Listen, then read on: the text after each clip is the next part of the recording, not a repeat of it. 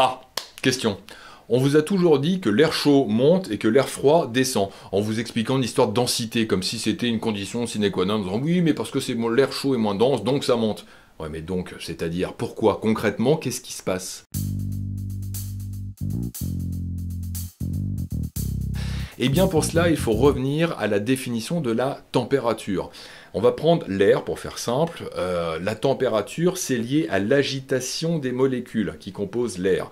Plus la température de l'air augmente, plus les molécules vont s'agiter dans tous les sens. Et imaginez ces molécules, si elles s'agitent dans tous les sens de plus en plus, eh bien elles vont occuper beaucoup plus d'espace, d'accord? Elles vont s'écarter les unes des autres. Ce qui fait que dans un volume donné, il va y avoir beaucoup moins de molécules qui composent l'air dans ce volume que dans l'air froid.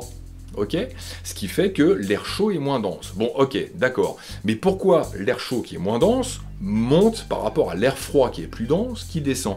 Eh bien, c'est tout simplement une histoire de poids. C'est-à-dire que comme vous avez dans un volume donné, dans l'air chaud, beaucoup moins de molécules, eh bien, le poids de ce volume est inférieur au poids du volume d'air froid. Et comme il est inférieur, eh bien, que se passe-t-il? L'air froid passe en dessous et l'air chaud passe au-dessus. Et voilà. Et c'est pour ça que vous avez par exemple vos climatiseurs qui sont au-dessus. Pourquoi? Eh bien parce que l'air froid descend.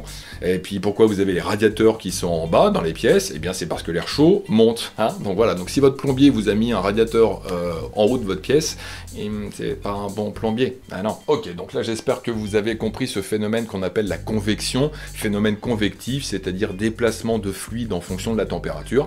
Mais là j'ai une question qui va vous achever là sur ce coup-là. Si l'air chaud monte, pourquoi dans ce cas-là il fait toujours plus froid en montagne? Si vous avez la réponse, vous pouvez le mettre dans les commentaires, et dans ce cas-là vous aurez gagné. Vous aurez gagné quoi? Toute mon estime. Oui, messieurs, dames.